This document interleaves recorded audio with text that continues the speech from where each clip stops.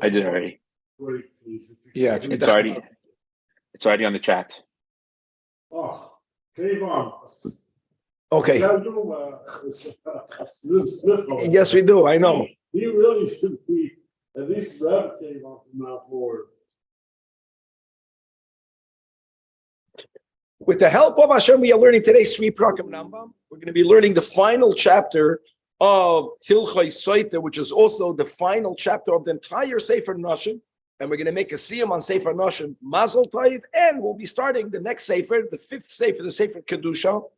First series of halachas is Isurei Bia, and we're going to be learning chapters 1 and 2. But let's start with the first chapter today. Again, Hilchai Soita Perek Revi. It's going to be the detailed halachas of the order of the Seder of a Soita drinking the waters. This chapter has 19 halachas, beginning with halacha aleph.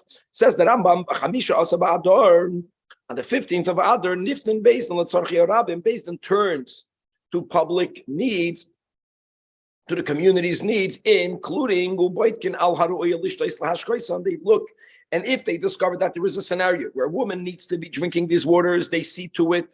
If there's a woman that has to be forewarned, or if there's a woman like Suba that has to be divorced without getting her ksuba, to see to that all of this is done. Obviously, there are many other needs, but the Rambam puts this as a communal need.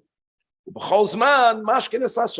other words, even though Beis Din only turns their attention on the 15th of Adar, but it doesn't mean that this is the only time in the year that a soita can be compelled to drink the waters. If a husband was mekana his wife at any other time of the year, then she will be given the waters at any other time of the year. Halachatu. But even during any time of the year, but she will actually only be told to drink the waters only during the daytime of the day. And what time of the daytime says that any time of the day. Another rule, the ein mashkin shtei soitas ke'echad, two soitas will not be given water at the same time. As it says, the priest shall stand her in the singular, not two at a time. Halacha 3. Soita says, I'm not drinking. But she says it because of Yirava Fachad. In other words, not that I'm drinking because I'm guilty. I'm not drinking, I'm afraid. Then she can change her mind and say, but if a woman says, I'm not drinking, and she's a healthy woman, she's not afraid. In other words, we understand her saying, I am not drinking as a admission of guilt. In other words, if she's admitting her guilt, that means that she didn't only have yichud with that man, but God forbid there was a physical relation. So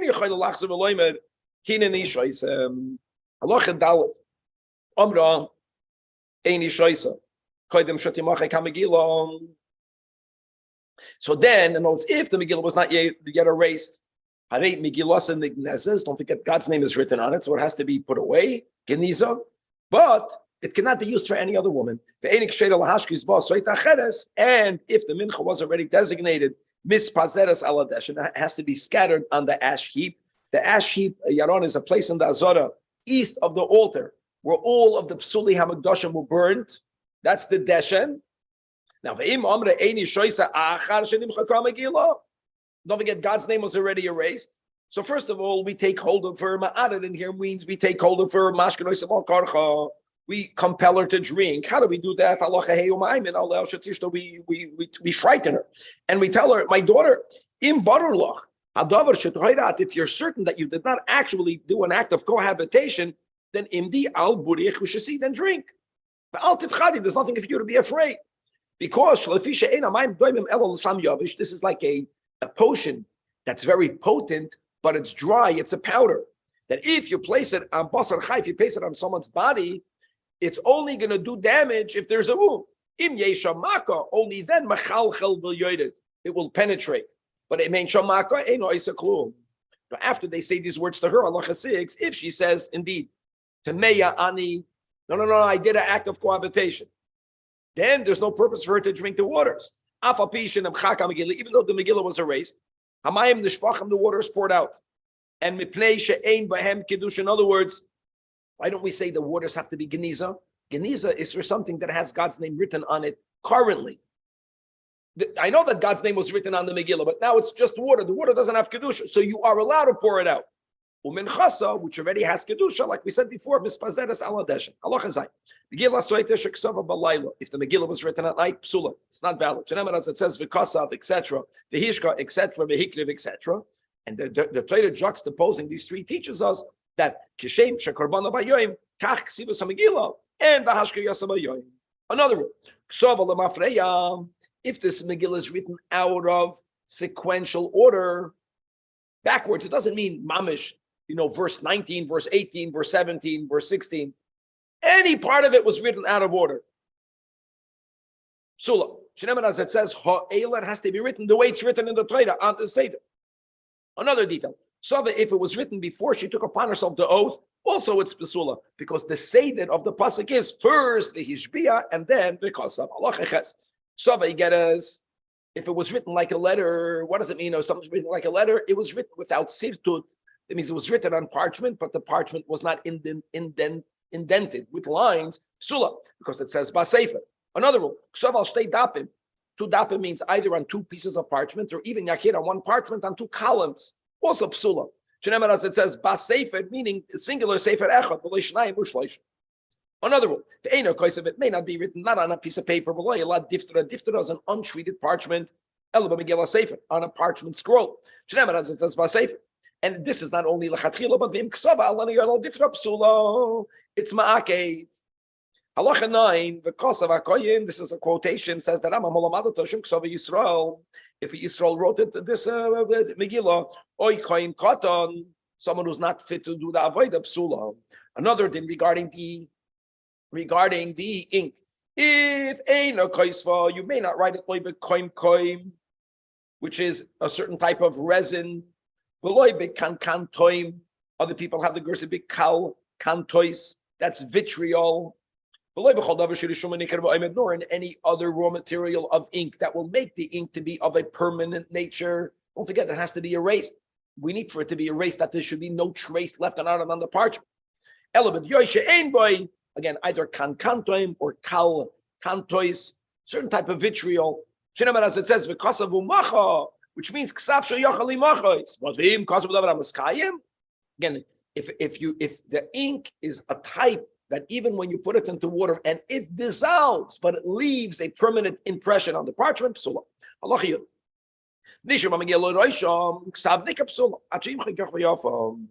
In other words, there's another detail. Even when you use the yoyakir, you put it into the water. If you don't leave it there or stir it enough time, then still some of it can be left on the parchment. That may not be done. You have to get rid of all of the ink. If you did it a letter at a time, on the order, but a letter that means you wrote a letter and you erased it. Then you wrote another letter and then you put it into the water.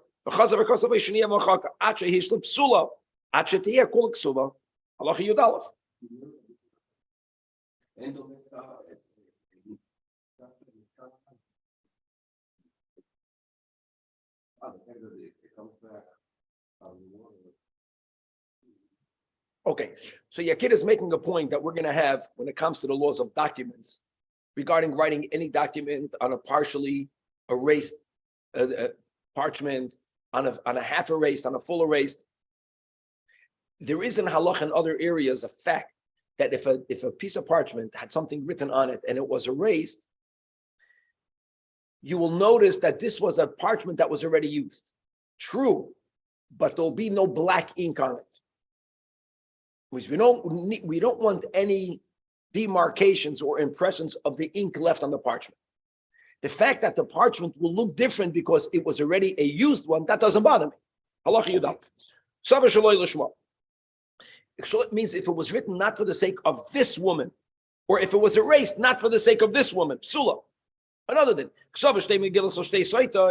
but they were both erased inside one cup. Now they're mixed together, or inside two cups, and now you mix the contents of these two cups together. And they both drank from it, it's invalid, it's not going to work. Because everyone drank a mixture, but listen to the shocking halacha. However, two parchments, 2 cups of water, each one erased in one. Then they mixed it together. and then they just separated the waters. Even though lachatchila lo yashka oisan, but the imishka kosher. Wow.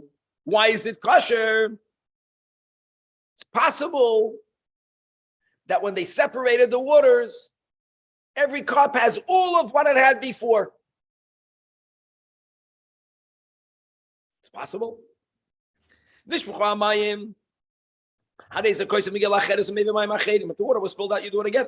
But if some of it was left over, even though lachatchila don't give her the little bit of the leftover, but if she had a little bit of the leftover, it's kosher, it's going to work. Allah Yud Beis. May soiter shalanu. Shalanu means if it was kept overnight.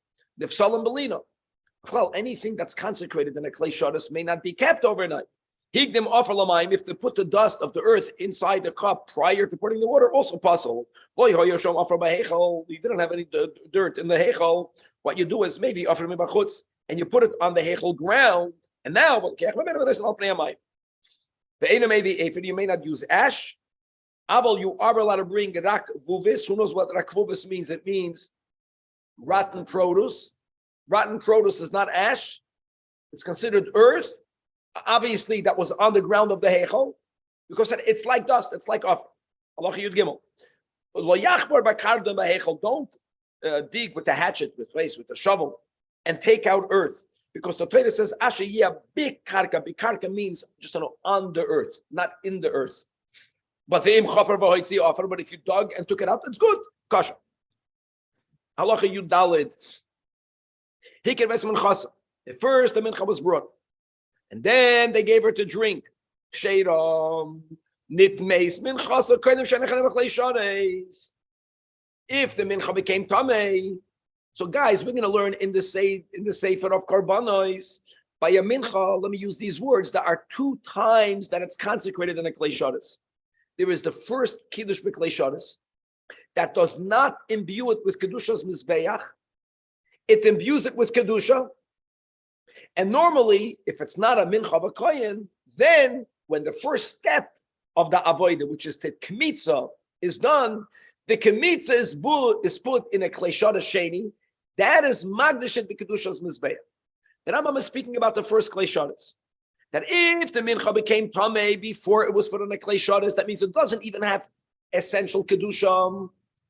It only has kedushas mamoin.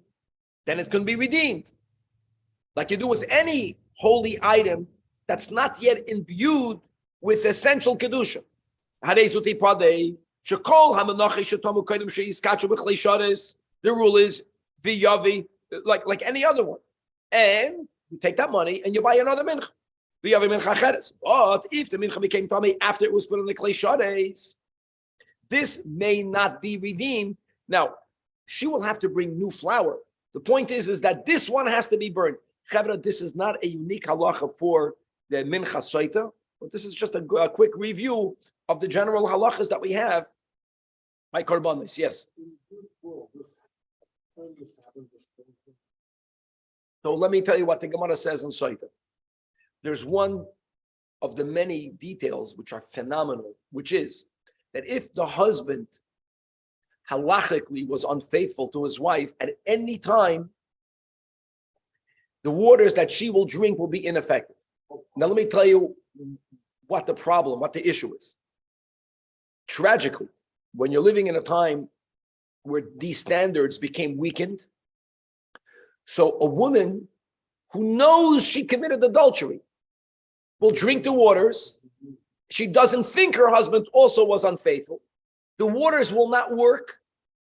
What will happen? She'll tell her friends, this is baloney. In other words, it's gonna wrongfully, it's gonna be moitzi laz. It's gonna cast aspersions on the power of these waters. And the Gemara says that there came a time during the times of the second Beis Hamikdash when there was so much znus that the sages stopped it. And when people read that Gemara, they say, why? If there's so much znus, that's the time to use it. No, that means that the men were also committing adultery. So it's not going to work. So not only will it not work, but it's going to cast aspersions on the water. It's important to know. Let me tell you the beauty about this is one thing, Chavra, and this is the tragedy of betrayal. There are many levels of betrayal. most times the party that feels betrayed, they go crazy, they exaggerate. They don't know where to put the limit. If you were able to do this, then you did this, and you did that, and you did that. And what happens? It kills everything. The beauty of this is that God says that even if there was a betrayal, she was alone with another man. The husband told her, I don't want you to be with that man. Something wrong happened. If there wasn't halachic cohabitation, nothing will happen to her. She'll actually be blessed. I'm still studying it. Hasn't been. No, I think that big concept is beautiful. That's what I'm trying. The message of this is that if God forbid, if someone becomes aware that there was some type of betrayal in the marriage, it doesn't necessarily have to be the worst case scenario. Not to minimize what happened. It limits the mind of saying, well, if you did that, then you did this, then you did that, then you did that. That is what trips everyone up. And that's, by the way, that's not only, God forbid, when it comes to betrayal on this level, but in life. In other words, when there's a certain understanding between us as Chaverim, and I break, God forbid, the understanding, which I should never do. Most people react. Now, if you did this, maybe you did that, maybe you did the other, maybe you did the other, and we don't stop. And God says, stop it. Terrible thing happened. The person should apologize, but it's good to know what is. It's not good to be unaware. Doesn't help. Just because you're unaware doesn't make your life better. Just makes you unaware. Whatever happened, happened. Know what happened. Don't minimize it. Don't maximize it. That's the din of a site. That's the message, Aaron. And this saves people. This saves. I've witnessed. This is what saves people. Things happen by almost everyone. On one level, I'm not talking about this type of friend. I'm saying everything. There's betrayal. Betrayal is like a weakness that we have. But sometimes at that moment, I prioritize that over the friendship. And the other party has the right to be hurt to a limit. It limits the you understand? Yeah, I'm speaking Chinese. I think I'm speaking, that's the way I understand this. So now there's no point. Point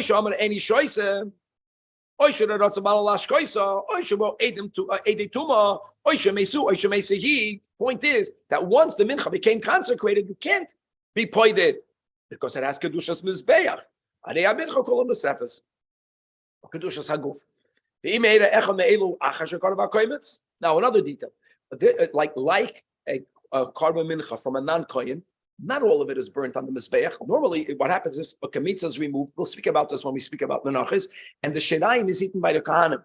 Now, if we discover after the kamitza was used that there was no need to do it, you understand? We don't say, well, the kamitza was brought already, then the shirayim may be eaten. No, ein hashirayim nechalim. Oh, so since the husband has a part in it, and therefore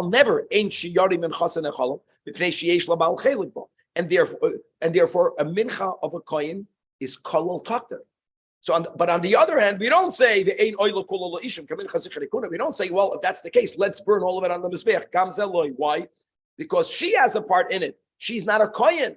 She's only an Ashes kohen. So what do? El hakohen it's called la'atzmai, and the shirayim again will be mispazitin. They'll be scattered on the ashi. I'll base adeshin. Final rule, which means that that she was never a soita. Even if the mincha was put in a klei shades, there's a concept called hegdish b'ta'us. Lav shmei hegdish. That's amazing. The was based on an erroneous assumption. She wasn't even a soita. Now mincha tetzelu. That's amazing. Because if she was a soita plus she was a soita that now we know is tamei, that's something else. The mincha cannot be brought, but it's not chulin. You understand? That's the word. If she was not a soita, then it's a tos. Halacha tezayin. This is gavaldik. If a man warns his wife regarding you cannot enter into privacy with Aleph, Beis, Gimel, Dalet, and the Nisreim kol echad v'yechad mehem. Harei maybe mincha achas ali de kulam. You get it? Only one mincha is needed. And that's why the Torah says, minchas kinna ois. which means one mincha for various warnings. Another one. Part of the procedure is that an oath is made on her, right? So what? There's a concept called Gilgul Shvua, not related to Saita, a general rule. That means if me and you have some sort of partnership, whenever halachically I can force you to take an oath, once you're chayiv to take an oath from me, I can roll on it almost anything I want. And that's the din over here. Yesh labal legalgel oleo b'shvua. She should not only swear shaloizinsem ishzeh shekinolo, but if he wants, see, that's what happens. You did something with him. Who else? You understand? From when they were halachically engaged, prior to they got married, nor after they got married. But what is the limit? He cannot have her take an oath about what she did or didn't do prior to her halachic kiddushin, because even if she would have had a relation with another man prior to their engagement, she would not be ushered on him. He can only make her take an oath regarding an act that will usher her on him.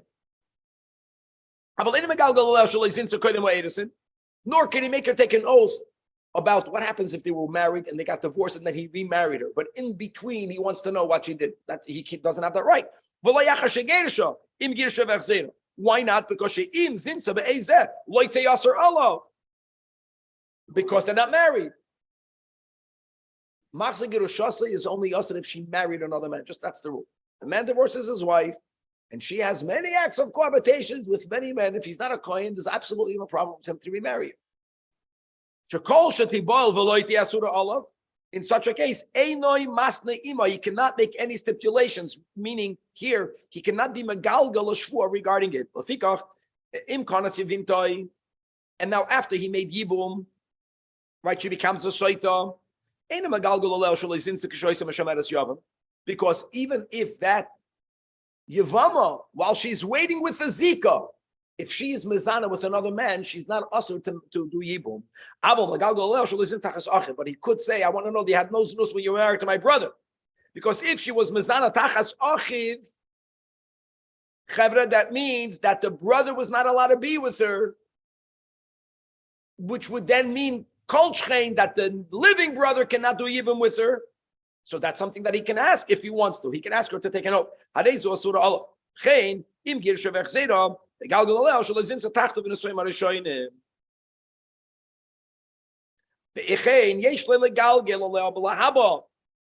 make her swear for the future. And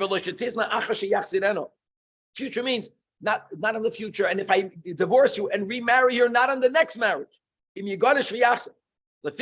Now, by the way, if you look at this, if he tells her to swear that she'll never be mizan in the future, you know what's going to happen to her if she's mizan in the future?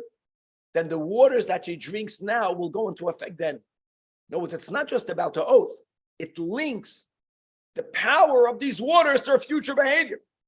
And if kishetizna lahaba mayim boit kenoisa, and what will happen is all of the things that happens had she already committed adultery. If she's mezana 40 years from now, it's going to happen then. And that's the meaning of amen ve'amen. Amen, not from this man. Amen, not from another man. Amen, I didn't do it while I was married to you. Amen, I didn't do it while I was only arusa to you. Amen l'sha'avar, amen lahaba. Wow. Now, the final two halachas is getting the fine balance regarding this whole topic. In other words, should a man issue a warning to his wife?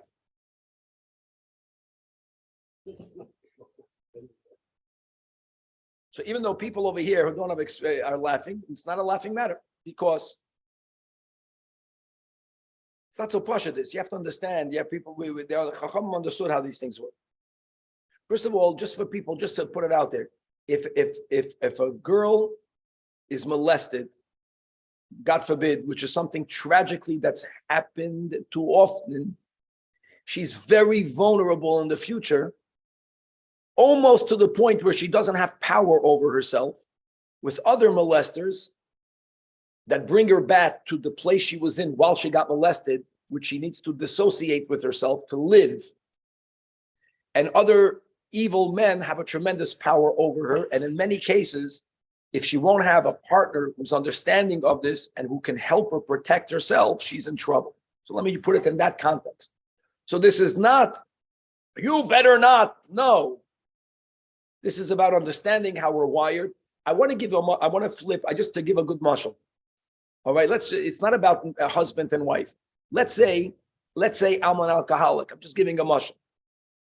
Which means that for some reason, once I go down a certain path, the muscle that you have to say, stop. I don't have that muscle. My chavedim are obligated. That's the AA. I cannot do it on my own. I need other people with whom I can share how much I almost went there, and if I slipped up, to be machazik me, you need that. Okay, that's the meaning over here. That's what happens over here. That in this area, if a person cannot relate, that's because they cannot relate. So lucky you. Don't think that the people that are guilty here are people the way waking up in the morning. How can I be mezana with someone? It doesn't work that way. There's a lot of dynamics that goes on that leads this to happen. So a man who's a cognitive that there's a weakness in this area with the spouse should give her a warning. It's a container. If it's not done with anger, if it's not done with disrespect, you have to know that's this halacha. Mitzvahs chachamim al bnei Yisrael lekanis l'nashem. They should issue a warning. Shenema v'kina esishtei. Mamish. V'chol ha'makana le'ishtei, and if someone does it, nichnas b'ay ruach tahara, it brings more purity. But v'leikana lo, he should not do it while he's laughing. This is not, laughing means he not to insult her, he's not helping her. He's okay, you know what, don't be with her.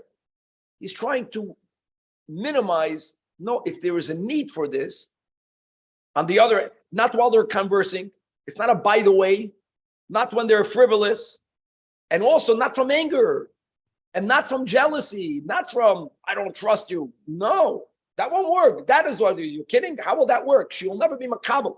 Not to control her or to instill fear in her. That is awesome. But if a person has a weakness in an area, and in most cases, I'm saying correct, that people have weakness in this area, not because they can't control the Yetzer Hara, it's because they were molested. Something happened to them that takes away their muscle of protecting themselves. Because when a child gets intruded that way, they don't develop that, they don't know how to stop an intrusion. It's like you're living in a house that the door is open. They don't know how to close the door. So if you're living with, and that goes to any area, and we all have this in certain areas. If I don't know how to close the door, God should bless me with a spouse that helps me close the door. That's what this is. And now, if a person did not do it correctly, it's still valid. But that's not, when the Chachamim say it's a mitzvah to be makana. Be makana correctly. On the other hand, if there's no need to do it, don't you dare do it. Because that's an insult. Also, if a person doesn't need that, that's already chutzpah. That's the final halacha you test. Another thing, even when you have to give her that kino, you don't have to do it in front of Adam. If it didn't work, not in front, that's over. Don't jump and do it right away in front of Adam. Begin beinoy lebeino benachas ubederech tara v'hazara. And to remove obstacles. I'll give you a good example. Just I wanted to finalize this. Let's say me and you are business partners. And let's say I'm a very naive person. That's a compliment to me. But if I'm a naive person, you know what will happen? There are people out there that will take advantage of me. And my partner is not naive. He doesn't have that beauty. But he has the advantage that since he's not naive, Ganavim won't take advantage. If these two partners can be the best partners. The non-naive one sees the beauty of the naive one, respects that, but tells him, listen here, just to acknowledge you are naive in a good way. I love you because of it, but that person who you think is befriending you, they're not befriending you, they're befriending themselves because they want to steal from you. That's what this is. And the person who hears it will be thankful. Thank you for looking out for me. Because I don't know how to look out for myself. And if a person doesn't see, this is on all spouses, we have to see each other's weakness, not, God forbid, to degrade them, but to help each other that way. See, there's a power in a group. There's a protection in a group if people love each other, not if people, God forbid, are controlling of each other. That's how we we're machazik each other. If a man doesn't make that effort to see to it what are the weak points of everyone in this family where I can be helpful in a loving way, that person is also a sinner. That's part of the responsibility. As it says, V'yodata, you have to know ki shalom ahalecha, that your tent is peaceful. Ufakada tonavcha, and that will lead to v'loy sechta. Beautiful. And berich rachmana desayim. And I would just question, Rabbi. Sorry. Huh? What about the other way around? Female to male warning. Same thing. Same. Okay. Same concept. In other words, that if, like it's every case is a case, some the same they say, oh, we all have this. Some women are controlling, some women are not controlling. It's a nature. But even if you're controlling, not from a controlling place, if a woman sees that her husband has a weakness in a certain area, whatever leads a man to be weak in this area, justified, it's not about justification. So what should she do? So that's her responsibility. That's the birurim of life. You have partners. Your partner brings things to the table that are clearly to your advantage, and the partner brings stuff to the table that's part of your avodah to help them with. Yeah, we. One thing is clear: when two people are safer than one person. That's number one. Two people walk down the road at night, and there's a lot of predators in the world on all levels. And if people are properly connected together, they're going to protect each other. But if they're not working together, meaning if they're trying to control each other, or if they're angry at each other, jealous at each other, then they're not going to protect each other. They're going to push each other to do more wrong. It says the Rambam Nigmar Sefer Revi Be'ezra Shin Dalad Yud. This is always klal or prato klal. The Rambam always concludes the Sefer by going through Ubinyan Aprakam Shol Sefer Zer were Shloisha v'Chamishim. Hilchos Isha is Chamisha v'Esrim Prakim. Hilchos Gedushin Shloisha Asa Prakim. Hilchos Yom v'Chalitza Shmoina Prakim. Wow. Hilchos not a psula Shloisha Prakim. Hilchos Soit Arba Prakim. For all the Messiahim, a big mazel tov. There might be some mashkin here. Just you think it's coffee. I think it's coffee. Maybe my wife knows to put in here something better than Mazel coffee. tov. Mazel tov. Now we are starting Sefer Kedusha, the Sefer of holiness. And as the Rambam always does, even though he quotes a pasuk from Nach, but before that, he quotes a pasuk from Lech Lecha. B'Shem Hashem Keil Olam. And we, until today, you write something, we put on top Baruch Hashem. The Rambam writes, B'Shem Hashem Keil Olam. Now, the pasuk that he's quoting is Pa'amai. My footsteps are directed by your words. And therefore, V'al tashlu bi kol oven. And we're going to begin again about the forbidden sexual relations. See, there's a link. And the power of sexuality is so much, which all of us, if we don't put a boundary way back, then we are all susceptible to sin. So my footsteps are directed through your words, as we'll see. The Torah tells us not to put the boundary later. You want to keep yourself safe? Follow God's boundaries. And then no sin will have any power over us. This is the 5th book, and it's called the Book of Kedusha, Hilchos of Shalosh, V'zeu Sidurim, the laws of Isuri Bia, of forbidden sexual relations, the laws of forbidden foods, and the laws of Shechita. And it's amazing, Chevra, that the laws of forbidden relations and forbidden food are extremely similar. They're like the same, beyond what people think. And they're always also in the Torah juxtaposed together. The first of the 3 is Hilchos Isuri Bia. And how many mitzvahs does it cover? Yesh b'chlalan sheva u'shloisha mitzvahs. It covers 37 mitzvahs. Achas mitzvahs asei, the sheish u'shloisha mitzvahs loisa sevazo pratan. And here we go, Chavra Aleph. Shaloi lovei al ha'em, not to have a relation with one's mother. Number 2, shaloi lovei al eishes av.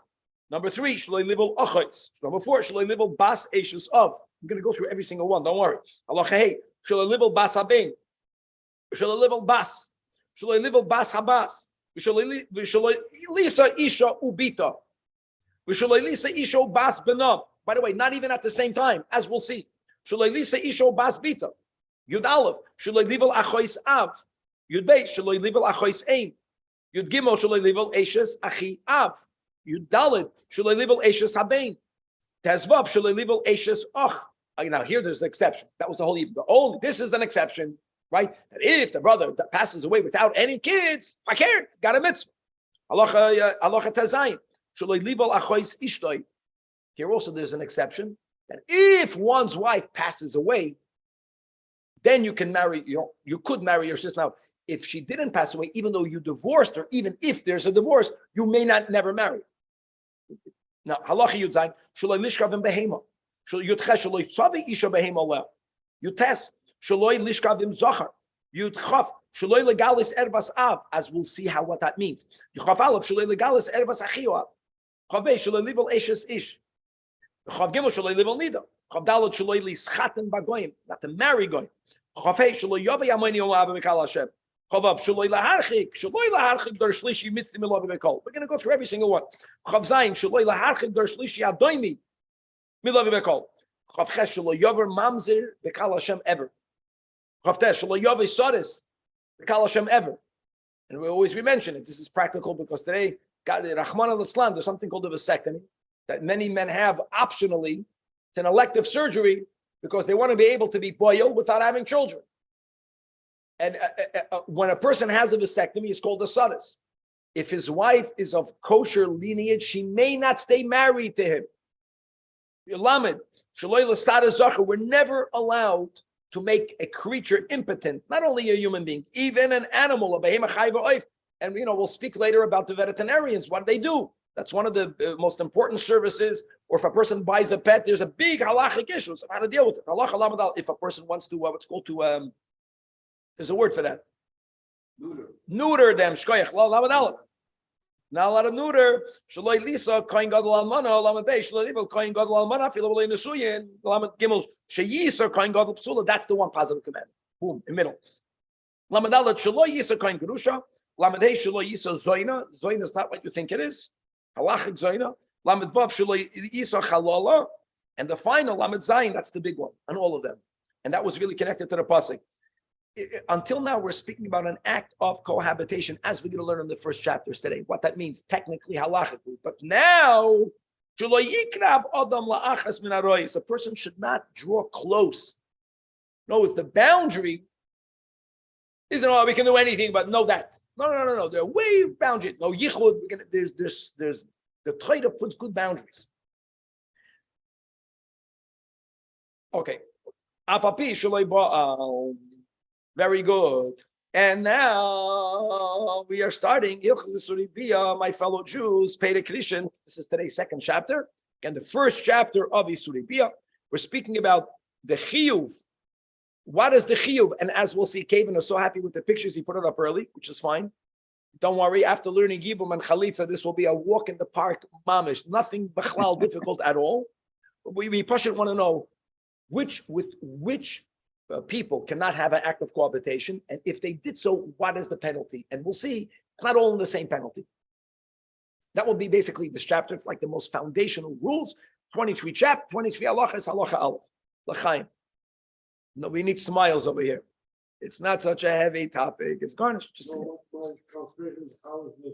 the relations like this? It's the same concept and the same hatadim. A person has tremendous desire to eat. Even in this area, we mentally keep ourselves very far away from forbidden foods. With the knowledge that when I'm hungry and it's there, I'll be too close to it, I'm going to chap a bite. Don't even look at it. Yes. The Torah even exchanges its expressions. When it's speaking about many times an act of a forbidden act of cohabitation, to speak about it in a cleaner form, it uses the expression sometimes of eating or wiping one's mouth. The Torah uses these expressions. Okay. Halachal. Habal achas mikol ha'aroyes b'mezid. The word erva, guys, just get familiar, is a woman with whom relations are forbidden by the Torah. There are many women, guys, if you remember, not that long ago, we learned Hilchos issues, Perek Aleph. It went through all of the Sheniyos, which are women with whom one may not have a relation midrabanan. They are women that are related to this man, but it's a farther relation than the one that the Torah relation means. Most of the arayas, other than a married woman, is because she's too close of a relative of yours. It's called shishe'ed basar, like mother, like a sister, like a daughter, and we'll see how far that goes. If you do it b'mezid, the word erva means it's only used when the punishment will be at least kadis. As it says, ki chol asher yasim mikol hatoy evo Yisrael, then the nichnasu anafasha Yisrael mekeravam. Who's chayv kadis? Both haboyel, the one that was active, and vanival, the man and the woman. Both of them did it with shoygig. We'll define better what that means. Let's just say shoygig means they did not know that it's forbidden. Then they're not going to be chayiv kadis, but they have to bring a carbon chatas kavua, because that's the klal, that's the beginning of the Masechtas Kerisus, that any sin for which b'mezid chayiv kadis, the shoygig chayiv chatas kavua. Chatas kavua means that certain chatois, certain very few of them, the Torah says that according to your wealth, accordingly, you'll bring a different type of chatas, animal, bird, sometimes even flower. But generally, no. No matter whether you're wealthy or poor, if it was done b'shoigig, like by Aroyas, if a man had an act of cohabitation with a woman, that's an erva, he has to bring an animal chatos. What animal the Torah writes in the beginning of Vayikra? That depends whether you're a commoner, whether you're a king, whether you're a kohen. Okay. The yesh min Aroyas, not only are you chayv kodes, but you also have capital.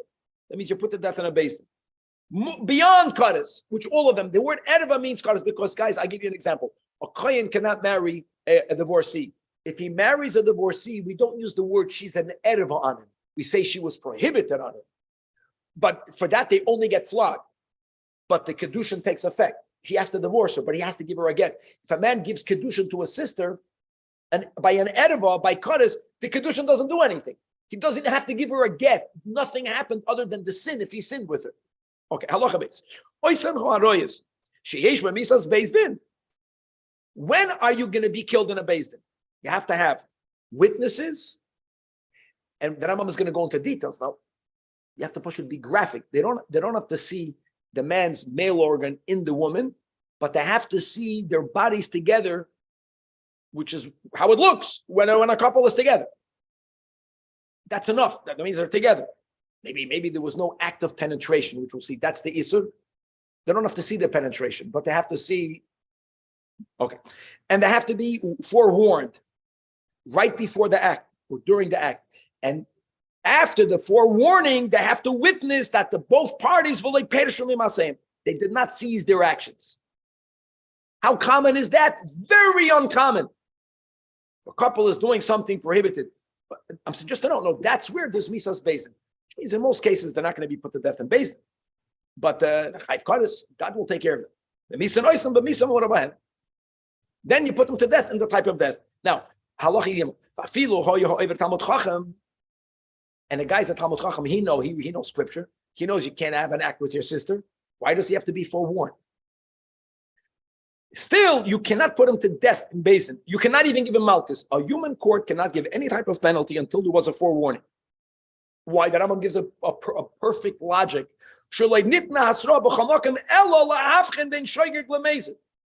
And I want you to know something. A person can know that act cohabitation with sister is a capital sin. He can know that. Who says he knows she's the sister? You don't know that. Another thing, there are times that people are doing something they have no idea that they're doing it. Do you remember brushing your teeth this morning? I don't. I brush my teeth when I wake up. Because there are certain activities for whatever psychological reason that you're so habituated in. I'm going back to a God forbid, if someone was molested, they lose their koyach, they lose their ability. Is that when something happens to them, or someone comes into the room, someone who groomed them since they're 4, they become 4-year-olds, and they leave they don't know what happened. What happened? I don't remember. They don't remember. Be'emes. In other words, you have to give a person a warning because the guy can know that you can't have an act with your sister. Maybe he doesn't know that it's a sister. Maybe he doesn't know what he's doing. There's such a thing. It's not about, come on, it could happen. So when you have a forewarning, now you know. It's not just about knowing the law. It's about knowing what the heck is going on. People don't know what's going on. Scary, but that's the way it is. We all have this. We all have this concerning something. There's certain behaviors in my life concerning something where I'm unaware. I'm unaware. That's why all of us married people, if we're lucky, will face a moment when our kids will come and tell us what a horrible experience they had with us. And it's mamish amazing. If we're lucky, they'll tell that to us. And if we'll be underdeveloped people, we'll get all insulted. How can you tell it to me? I sacrificed my life to you. If we're normal people, it's good to hear that, because even though we, in our minds, we're doing mamish amazing, we're amazing parents. That's my narrative. Ask my kids. And they'll tell you that nisht. You scared me. And you bullied me, and I had this from you, and didn't have that from the other. And that's life. And that's life. No, we don't know what the heck we're doing, but we're doing the best. And God should have rachmanas on all of us. Allah Dalit. It's not all the same death. Mehen shemisasam b'skila. Mehen misasam b'sreifa. Umehen b'chenek. You know what's amazing? For no sexual sin do you get beheaded. At least that you don't lose your head. Which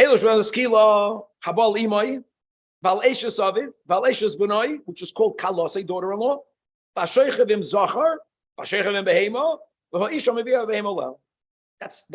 skila. And you should know skila is considered the worst of the death penalties. Halacha hey. That they don't get killed with sreifa. It's better. We're not so machmer, we're more liberal. They only get burnt. And just to know, they don't get burnt. Huh?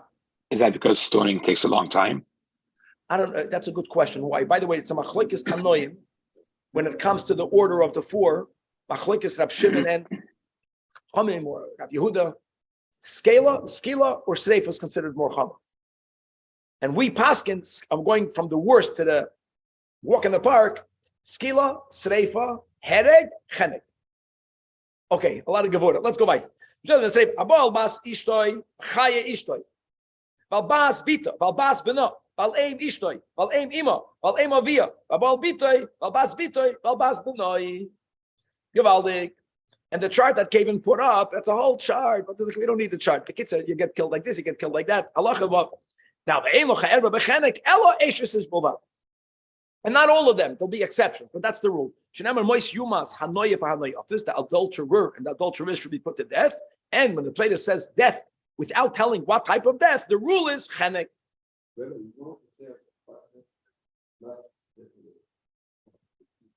Because sreifa means that they would pour melted lead or metal down the throat of the person, molten lead. And their innards would become burnt up. They would give them a lot of Zex and 9 again. The Russians who drink that 96% alcohol, they wouldn't give a little L'chaim lead, they would make you drink a bottle. That's it. That's all you need.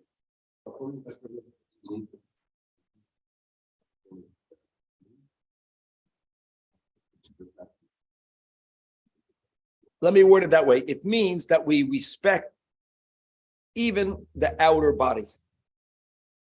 In other words, even though the soul is going to leave, there's a certain dignity that we give to the external.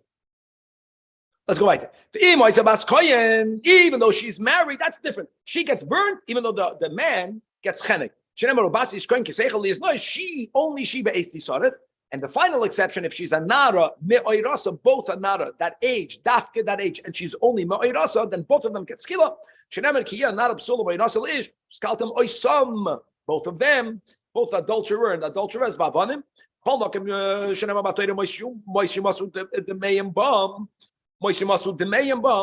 we have two big klalim. Klal number one, when the Torah says moishumas, what does it mean?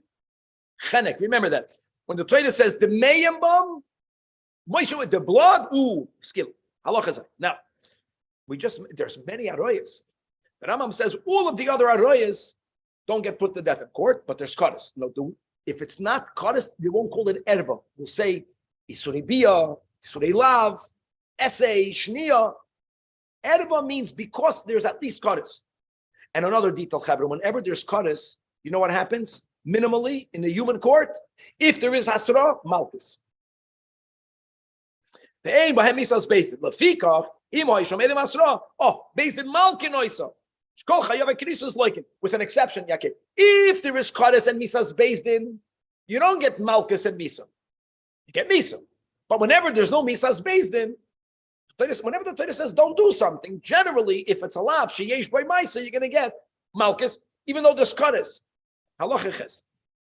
Now, haba al achas mechayav lavin, like we mentioned. So first of all, b'mezid, loikahu v'hi. In other words, it's amazing. By God, Kadis, not Kadis. But in a human court, there's no difference between the arroyos, where there's no misas based in, and a isur lav. Isur lav, you get Malchus. V'shoigeg turamiklum. When there is Kadis Yakir, if you do, the Rambam is going to speak about it in a moment, and each one will get punished accordingly. When the punishment is Kadis, then B'shoigeg chatas. If Mezid there is no Kadis, only Malchus, then B'shoigeg patamiklum. Now, guys, hilchos issues. Go back there. That the shniyos are all of the relatives that are not that close biblically. Rabbinically, they're considered relatives, and therefore an act with them is also midrabanan. We call that shniyos. Then makanois and makasmardos midivreim. You're not even a chayv malchus. But the im hiku oise beis and makasmardos kedach la'aveda parashus biyadam. Halacha 9 anus. A person that's compelled. And as we'll see in a moment, when it comes to sexual sins, halachically, a man is never compelled. Because there's a concept that an erection is always a willful act. Ein kisha elaladas. You have to listen to this. This is important for the men. The concept of compelled is only shayach by sexual sins by the woman. Anos patamiklum. Patamiklum garnished, not malchus, not karben, be'ein tzarach le'mim minamisa. Shenemer uvilanar le'isasadav. Where is there a concept by sexual sins of a person that was forced? Only b'shenanas hanivo, which means that when the passive one, the woman, got raped, aval haboyel, but a man who's engaging in relations, there's no concept of oinus because of the halachic concept she'ein kishay eloladas. Another detail: if a woman was coerced and it was against her will in the beginning, and at some point she went along with it, she's also considered exempt. Because once it begins, there isn't anymore the ability not to want it or to stop it.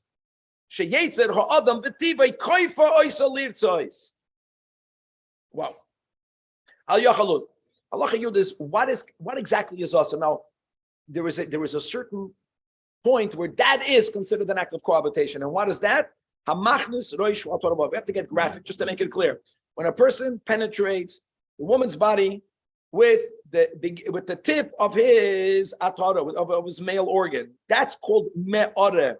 Miloshin es mekoyda hera. V'hamachnis kol oevet, if there was a full act of penetration, that's called goymer. Ma'ore versus goymer. Says the Rambam, v'chol habiyas asuris, all of them. Echad ha'ma'ore v'echad ha'goymer, it makes no difference. Ba'afal pisha pedish v'loy gama. Even shehichnis roishu atara, that's it. That's called they had relation. Then neschayvush name either Mrs. Bezdin, or Kadis, or Malchus, or Marcus Marcus. Another detail: where in the woman makes no difference. Vaginal intercourse, anal intercourse. It doesn't make a difference whether they're laying, whether they're standing. This is the word. Al hachnasa suatara hu achiyuv. Halacha yud aleph. Kol haba biyasur b'leikishoy.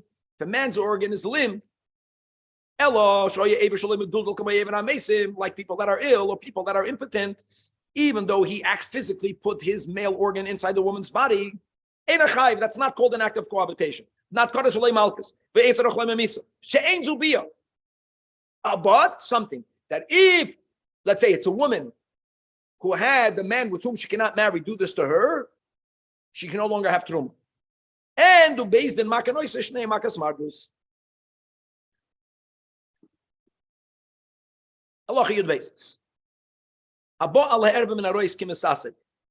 Person is performing an action without any intent. This is very important. Like we mentioned before, that some people, they get into like in a hypnotic state. That means that their mind is in another place. What they're doing now for them is something that they're so habituated to do. I gave a mashal of brushing your teeth, that you mamish don't have to be present when you're brushing your teeth. You can be thinking about something else. So if a man is having that act, even though he has no, he's chayiv. Now, Yakir, before we spoke about warning, to be chayiv in a beis din, he's not going to be chayiv a punishment. But in the eyes of God, that if he intended to do it, unlike if a man thought it's his wife and it was his sister, that's something else. That's called a shoygin. They don't know. If there's a death penalty, now we say pater miklum. I'm sorry. If the woman is dead, he has a relation with the corpse. Pater miklum.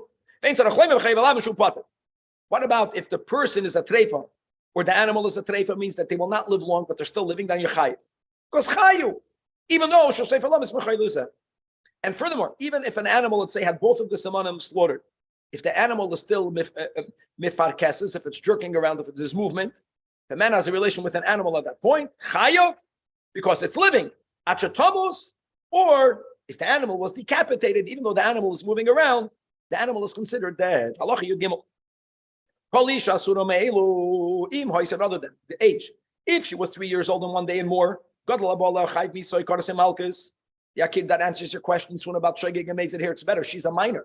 So since she's the minor, she's going to be pater miklum. But if she's not even 3 years and 1 day, shnei pturim, because that's not called an act of cohabitation. That had a relation with the minor. If the minor is 9 years and 1 day or more, then she'll be chayv kares, malkus, and he'll be completely exempt. Why? He's not a bar mitzvah. It's not called an act because he's too young. If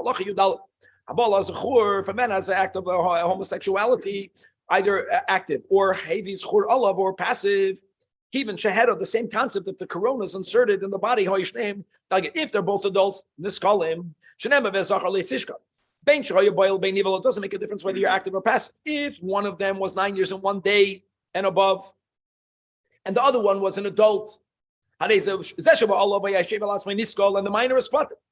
But if the male is less than 9 years, then they're shnei pturim. Nevertheless, because he had a relation with him, even though he's less than 9 years old. This is what we call today a person who had molested a minor. Minor means under 18, which is a beautiful definition, because just to know, people that are younger than that don't understand, don't have the ability to protect themselves from it. They think that having a relationship with someone, and that someone is taking advantage of them, which is exactly what's happening. But here we're speaking about, you can say psychologically even worse. You have a boy that's under 9. A boy that's under 9, that's not called an act of cohabitation. So people should not think that halacha is minimizing the psychological damage that it does to a child. Legally, you have to define a sexual act. It's not called a sexual act. It's called. What about the intent, Rabbi? What was that? The intent was there. Doesn't matter. It's not called. They did not have a sexual relation. You have to you have to get used to legal terms. No, I know. I'm just saying the sickness is there. The sickness is not only there. The sickness is horrible. Yeah. The psychological effects, probably the younger, the worse. I'm saying people dissociate. It messes that person up for the whole life. Like mamish. But you know something, the Torah cannot give to us a means of punishing it, because we don't understand what's going on in the hidden world. We only know the revealed world. God deals with that. Halacha tezvav. Echad habalas chur, or a person who has a relation with an androgynous, but in his male part. But if a man has a relationship with this creature that is both male and female, but he does it in her female part, they spot it. Batumtum, suffix. Don't forget, we said bia shaloi kedarkas bia. Oh, a man had we explained already once to say that lefika habala tumtum ayel androgynous derech lakvusay makanois makas mardos, because you don't know. Androgynous mutalisha isha, because the relation will be with his male part. Halacha tezayim habala behema. Whether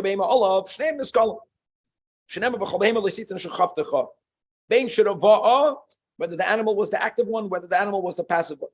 I'm sorry, whether the man was active, whether the man was passive. The echad behema or chayoyoy hakol b'skila. Now, when it comes to age, that we said that a girl 3 and 1 day, full 3, by a boy 9 in one day, that's only by human beings. By animals, there's no age limit.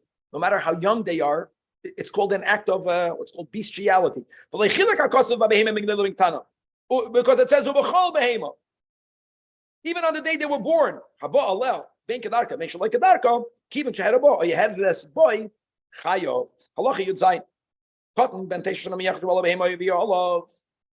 go, Yakir. So it's amazing. A cotton, we say you're not a bar mitzvah, but the animal has to be put to death.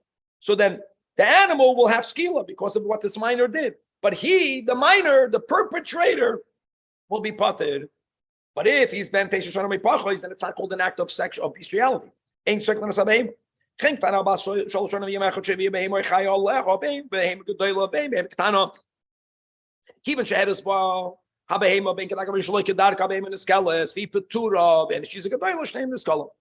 But if she's bas shalosh shalom ulamata, then it's not called an act of. It wasn't a sexual act. Halacha yudches.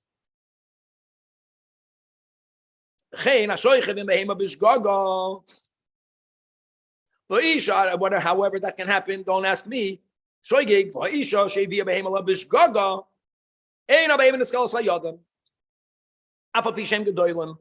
Now, kol harois kulam. Shehoya echad gadol v'echad katan. HaKatan pater v'hagadol chayiv. K'mo shebiyarnu. Now, let's go more, Yakir. That's directly to what you asked. What happens if one is awake and one is sleeping? They're both adults. The one who was sleeping is pater.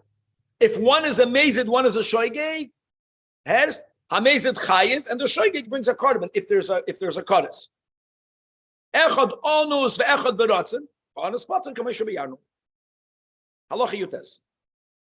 Ve'eno edim l'skarkam lirois hamina ofim shehe'eru zeh bozel v'yichnisu kemechachoil b'shifay feres.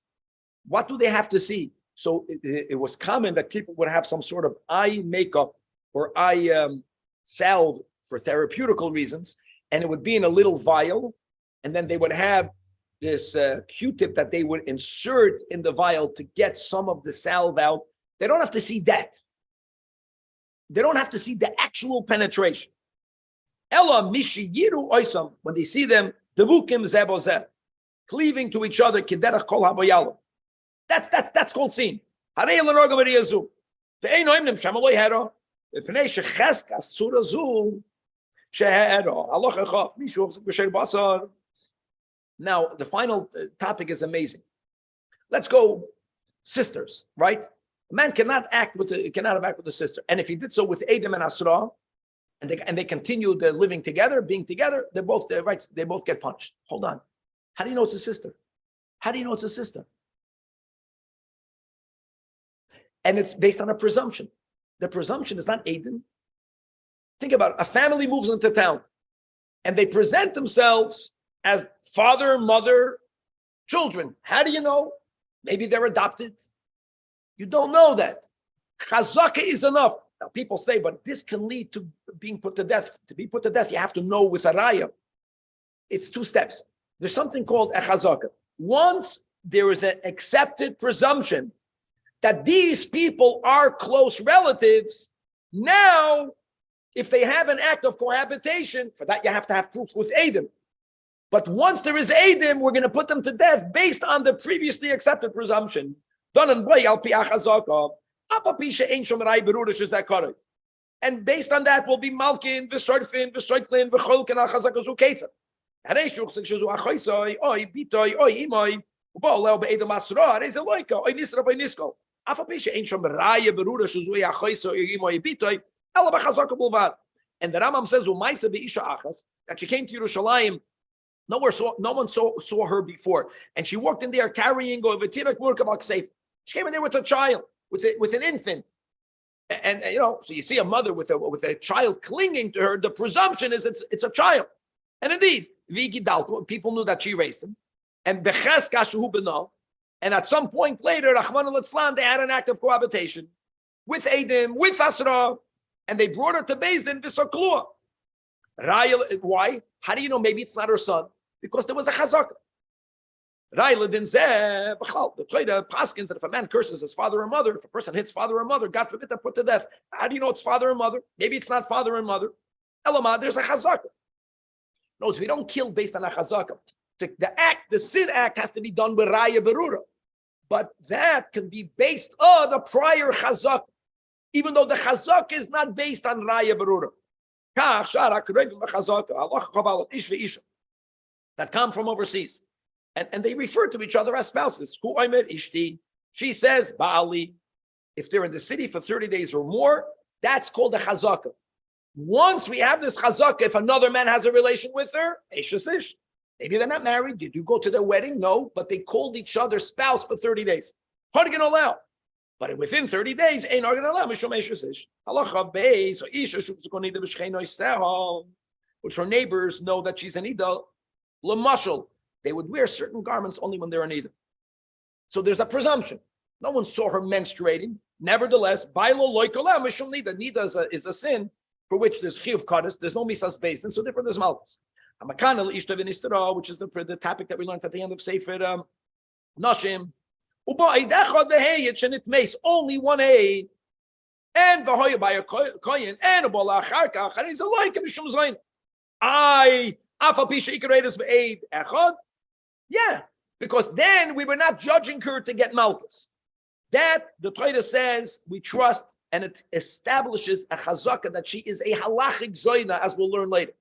Now that that's established based on a chazaka, now there'll be malchus with edim of the act itself. You need edim for the act. Final halach in this chapter, halach of Gimel. My daughter is engaged to that man. He's believed, but not believed for her to get punished. If zinos ain't on eskelos alpiv, for that you have to have edim shenosarsav. If it's very important, that's a rule. In other words, a father, guys, remember this, is only neman leisurin ve'einoi neman al onshin. V'chein isha she'amra mukadesh on einon nareges alpiyah. Einon nareges alpiyah. For isur we believe her. For onshin we don't believe her. Either edim or chazaka also means. It's amazing. In other words, if a woman says mikudeshes ani, and she's living in a city for 30 days or more, and you should know that when people lie about certain things, they generally don't do it if they are establishing self-seer, and it's something that could be discovered. So once it's for 30 days, now she has a chazaka, now she'll be killed. Today's final chapter, the second chapter of Yisuri, guys, it's relatively a much shorter chapter. We're going to learn details or definitions of an erva. We're going to start diving into the charts that Kevin put up, but we don't need it. Especially those of us who learned Yibam and Chalitza, this is still very fresh, but it's very, very simple compared to what we have been learning there. Okay, halacha aleph. Eishes aviv, the Eishes benoi, the Eishes achiv, the Eishes achi aviv, and but father's brother, arbaton erva olav lo'oilam, even if they are only wives from Erusin, certainly if they're wives from Nisuyin, and they remain an erva not only when their husbands are alive, but even achar misas baleihem, with the only exception of Yibum, which is Eishes achiv, if he has no descendant. These words, when are they usher? Again, when they're married, whether they're divorced, whether they became widowed, they always remain us. If they're also married, what happens? They're a married woman. Now, there is a cloud called Ein Isur Chalal Isur. On the other hand, there are three exceptions. One of the three exceptions is when the Isur comes, it's called Bebas Achas. This is Bebas Achas. In other words, let's say, father's wife, not the mother.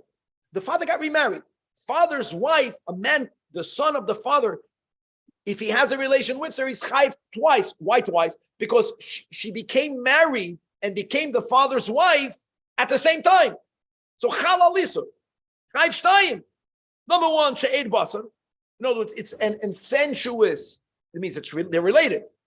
And eishes ish. You can argue ein isur chalal isur. No, shnei yisurim babas aboyim ka'achas. Halacha beis fikach haba limayin. She eishes aviv chaver halkap. Both mother and taka the father's wife, which is that's exactly chayv shtayim. Beim chayv bein lachem isas aviv. Achas mishum imoy v'achas mishum eishes aviv. This is a side of being married. Echad achiv mei aviv. Now, what do you speak about brother? paternal brother and maternal brother, bein anusoim, bein anusunus. Bein misunus. Sister-in-law, ishtoi erva Allah. But again, Eishes, guys, halkot. Eishes achi ha'av. The wife of the father's maternal brother. That's taka asr midrabanan. As we learned in Hilchos Ishus Perek Aleph. Again, over there, the Rambam goes through all the shniyos. V'chein achoisoi me'aviv oi me'imoi. Chavar halkot bein min anasoim. Bein miznus. Kegoin. She's in se'imoi oi aviv v'machedim. And he has a sister from Zunus. She's equally an erva.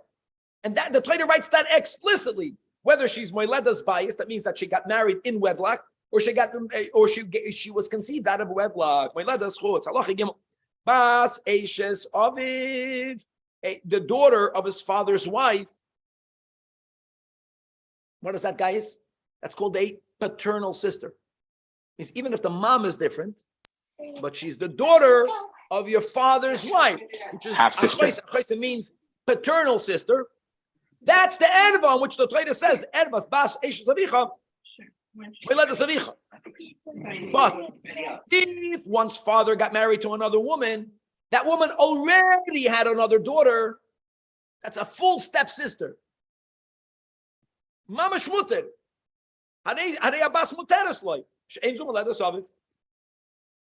Now, why does the Torah have to say that that you cannot marry your paternal sister when the Torah says that you cannot marry the daughter of your father's wife?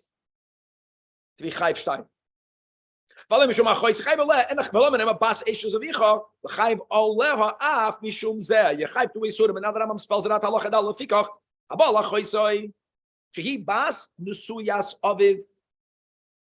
the same mother. It's not his mother, but it's a daughter that was born through marriage. That means she's the wife of father.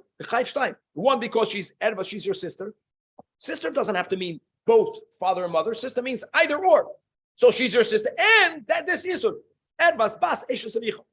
But you know when the second one is chal yakir, only if she's the daughter of your father's wife. Now, what happens if the father raped a woman? If the father seduced a woman? The father had a relation out of wedlock with the woman, and she gave birth to a daughter. Is she asr? Absolutely. Why is she asr? Because she's your sister. But you know what? She's not. She's not the daughter of your father's wife. Then you'll only be chayv one. She'ein basho anusa. That woman is not called eisha savicha. Yes, sister. Not. She's not an ish. She's not a wife. Allah. Chayis imay. And ben achayis me'avia. Paternal sister, maternal sister. There was no. Then harezu erva all of mishum chayis aim. V'chein achayis av. Bein min ha'aim, bein min ha'av, bein min ha'nasoim, bein misunus. Equal. Harezu erva all of mishum achayis av. Allah chavav habal lishu derech sunus. And the person has a bas. Ois a bas erva all of mishum bitoy. Even though the Torah never speaks about this case, afal pishul never about Torah ervas bitcholoi segala. Never, not about the legal, not about the marriage daughter, out of marriage daughter, but since the Torah Aser's granddaughter, Bas Habas, the Torah didn't have a need to say Bas. Don't say that's called the rabbinic, that's called Minat Torah. The Yisura Minat Torah, the Enema Devri Sefer. Lefika, Chabo, I'll beat them in the Suya. Chayv Shtayim, why Chayv Shtayim? Because if she is the daughter of your wife, then you had a relation with the woman and her daughter.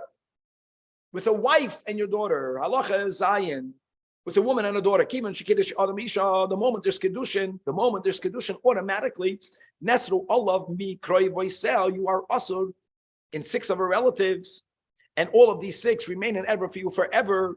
There's going to be a 7th in a moment, but there's 6 and 1. In other words, when did these 6 become asur? Not when you marry your wife, when you gave kedushin. Bein konas, bein geiresh. The guy will divorce his mikudeshes. They remain also. Bein b'chaya ishtoy, bein la'achar moisa. Bein loin ima, ve'em ima, ve'em avia, ubita, ubas bita. And the imbal achas mehem b'chaya ishtoy shneim nisrafim. Now, halachiches. Ba'al la'achar misas ishtoy, then you only get kares, and there's no misas based. Shenemar ba'ishis v'oisa ve'esen. Which means, there's mancha shneim kayamas. She'em ishtoi Because the wife died, not divorced, died. Isur kares, there's no streifa. Anyway, these are the 6. Now that Rambam is adding a 7th, halacha 9. What's the 7th? Sister-in-law. Erva olav acha Thomas. The Rambam puts it separate because this is something that changed if one's wife passes away. And sister means ben achaisa me'ima, ben achaisa me'avia, ben anasuyim, ben miznus. Hareizu erva olav halacha yud ovar v'noaf. Imachas mishava noshim elu. God forbid, bein bishkaga bein bizodain, afa pishu hu v'ani efes b'misas beis and ebikares. Nevertheless, loy nesre ishtoy olav, with one exception, which is amazing. Achois arusasoi. If a man has an act of cohabitation with his mikudeshes, sister, he cannot marry his wife anymore. Shehi oiseres ishtoy olav k'moshe ben amelchas kedushin. Halacha yudal. Haboyel isha derech zenus. When we said in halacha zayin and in halacha tes, right, that if a man is mekadesh a woman, automatically 6, 7 women that become an erva. That's only if he was mekadesh, but if he has a relation out of wedlock, nevertheless,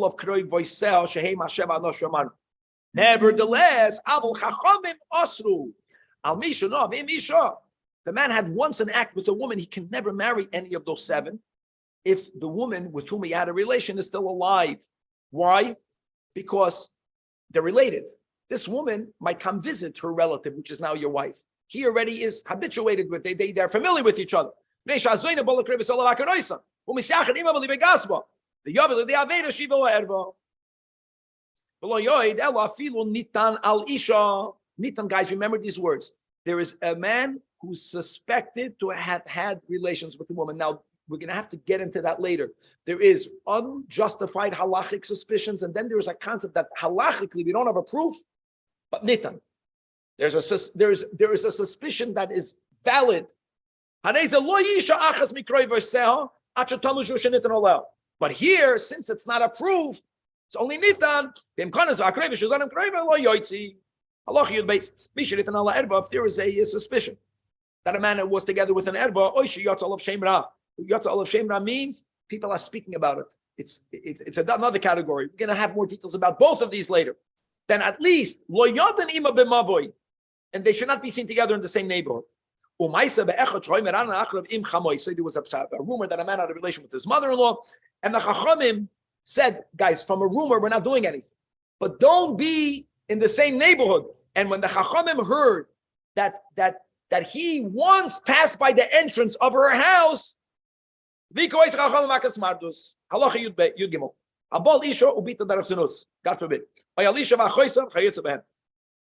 So since they're not married, that's what we said in Halacha Yudalav, that the Isser of a man and a sister, the Isser of the man and the 7 relatives is only through marriage. So if a man had once a relation with a woman, out of wedlock, and then with the daughter, a man with a woman and her sister, then Hareza Kamisha Bal Shtei Nashim Nachriyos. She'ein Hasas Ervazum Zu Elabin Asuyin, V'loy Biznos. V'chein, Im Onas Aviv, Oy Benoy, Oy Achiv, Oy Achi Aviv Isha, Upita Oysa, then they're not usher to you, they're not your father's wife. Hareza Muteres Loy, V'yisa Eno, can marry her. Sholenamar Ela Eishes, the Enkan Ishus. Ishus means marriage. Find Allah of this chapter, Allah Yudalid. Aviv, Oy Benoy, Shenase Isha. Listen to this, guys. Hareza Muter Lisa Bito Ima. Just like 2 brothers can marry 2 sisters, Akir. We had this so much in Yibam, right? 2 brothers marry 2 sisters. A father and a son can marry a mother and a daughter. We learned this in Allah Gimel. Another thing. A man is allowed to marry the wife of his nephew. Guys, obviously, right now, she's not married. A man can marry a woman, listen, and her sister's daughter. We're speaking about at the time that a man was allowed to be married to 2 women at the same time, before the Chedim, the Rabbeinu Gershon. So you can't marry a sister and a sister, right? You can marry a sister and her niece, bas avia, whether it's a sister's daughter or whether it's a brother's daughter. And finally, a man should ideally marry his niece, whether it's your sister's daughter or your brother's daughter. And that's the meaning of the pasuk in Yeshayahu Umi besarcha loitis alam. Do not turn away from your own flesh. And as the Chachamim explained, because there's a mitzvah for a man to love his wife. There's a natural love that a normal family has between a man and his brother or sister's daughter.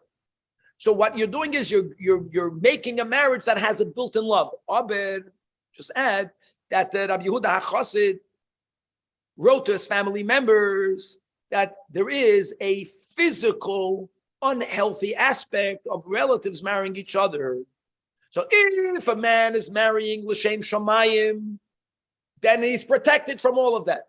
Rabbi Yehuda HaChassid already wrote to his family members that he felt that they're not on that level. They'll do it because it's a mitzvah. Man will marry, but also because he likes her. Nothing wrong with that. But it's not pure l'shem mitzvah. It's not pure l'shem mitzvah. Then the protection of physical illness is no longer there. And to prevent there being unhealthy Yiddish people, don't do that. Was that Mordechai and Esther? Mordechai and Esther are a good example. They were cousins. I would say that in many families of tzaddikim, ad hayoim hazeh, they marry into each other. They're takat tzaddikim. And the rest of us know that if you start marrying siblings that are too close, this could bring about, Rahman al-Islam, terrible